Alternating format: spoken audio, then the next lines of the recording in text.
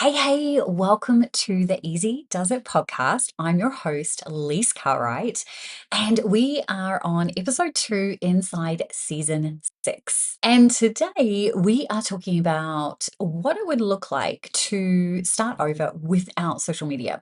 This is something that I've been asked a lot, probably in the last 6 weeks since we started in 2026, specifically from members inside the Human Design for Business Collective. Now, if you want to know more about that, you can go and check that out at hustleandgroove.com/HD4B collective. And that'll take you to more of the deets on that. But specifically, I think people immediately assume that if you aren't doing social media, then you're probably doing some form of paid advertising, right? That you're probably running Facebook ads or Instagram ads or doing stuff with TikTok or LinkedIn, whatever, right? We are specifically talking about traditional social media. And what I mean by traditional social media are kind of the OG social media platforms. So Facebook, Instagram, LinkedIn, Snapchat, TikTok. Those I think I would class as being true social media. And the reason why it's true social media or traditional social media is that that's what the platform is designed to be for, social, right? For you to be social, for you to be posting for the public to see all the things. Platforms like Substack, Medium, Pinterest, YouTube are not traditional social media platforms because there are limited social components, right?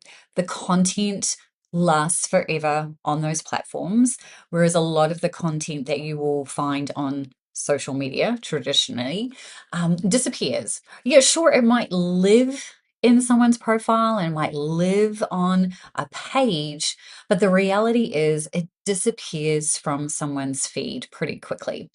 The difference with those other platforms that I just talked about is that is not the case. And most of those platforms are also searchable inside, search engines and, AI tools.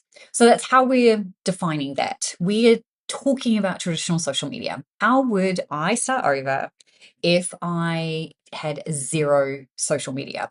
Well, here is a very clean slate strategy. So get pen and paper because I'm literally going to walk you through the steps that I would take if I was starting from scratch. Step 1, I would look to collaborate. That would be the very first thing that I would do. I would find someone that I could collaborate with and maybe 5 to 10 someones. And this would be on an individual basis. This would not be a large scale collaboration like a bundle or a summit because I wouldn't be in a position to participate in those. But I would do one on ones. And how I would approach that is finding someone who has a community where they maybe do some live components in it, or at the worst case, I'm using air quotes because it's not worst case, but let's just assume that worst case, the only thing they can do is some type of newsletter swap. Now, I know the first thing that you're going to be saying to me is, Lisa, I don't have an email list, right? Like if you're starting from scratch, you probably have zero audience, zero anything. So we're going to make that assumption. So what I would do is if someone said to me, the only thing that I can offer you is a newsletter swap, then I would just turn around and say to them and say, look, I am just getting started, so I don't actually have an audience built just yet. However, I am prepared to offer your audience this free thing as well as a live ask me anything, Q&A, whatever. And that is going to largely depend on your specific audience and your niche as to whether that would fit. But that's what I would do. I would turn around and offer that. And then if they say no, then that's absolutely fine. I would add them to my list to circle back to them once I had 500 email subscribers. That's when I'd circle back because 500 engaged email subscribers far surpasses 1,000, 2,000, 3,000 mediocre subscribers. And when I say that, I mean, I'm not saying that the subscribers themselves are actually mediocre. It's just that maybe the open and click rates are low. And that's just because you might not have done a lot of nourishing, nurturing, all of those things. But if you've got 500 people on your email list and you've got an open rate of 50% or higher and a click rate of 1% or higher, then the person that's collaborating with you is going to see some really solid results. And you're going to give them that data when you pitch them. So we're going to look for collaborators where we can do one-on-one collaborations. That would be step one.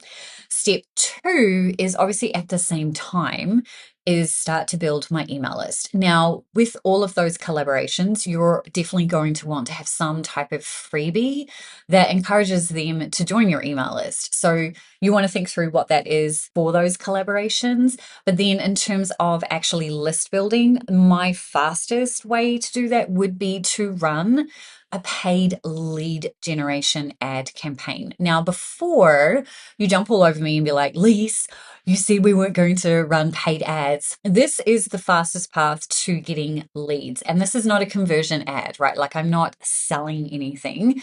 This is purely list generation and that's it. So I'm okay to spend $300 for 30 days. And obviously you can do that for longer. But that's what I would do. I would run a Facebook, Instagram lead generation ad campaign. I'm spending $10 a day or $300 a month, however you want to do it. And that would very quickly get you to, 300 to 500 subscribers within 30 to 60 days. And then it's your choice whether you choose to continue to run that or not. But it's a fast track, and that's 100% what I would do. Now, if I wasn't in a position to run ads, what I would say is you can run them for a short period of time. So let's say you only had a budget of $50, then I would run them for 5 days at $10 a day and then pause the campaign and do that again next month. So it'd be a slower process, but it would get you people on your email list and you would start being able to engage with them. So we've done collaboration, we've done some list building, and now we're going to start presenting an offer.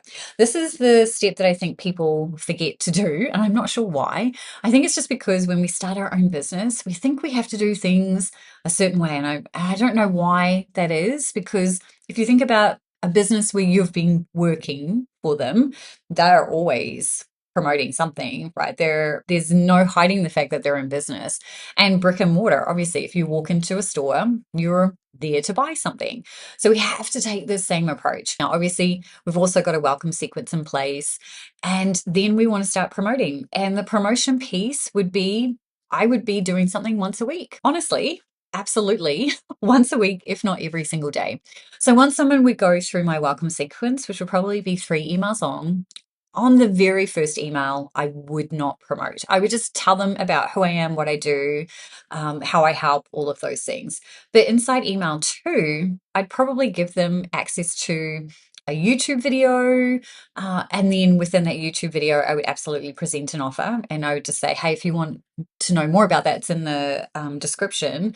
But I would also link to it in the PS of that email. And then in the third email, I might be like, you know what, here is your very next steps. Here's how to get started with ABC. And that ABC is going to be whatever your business is about.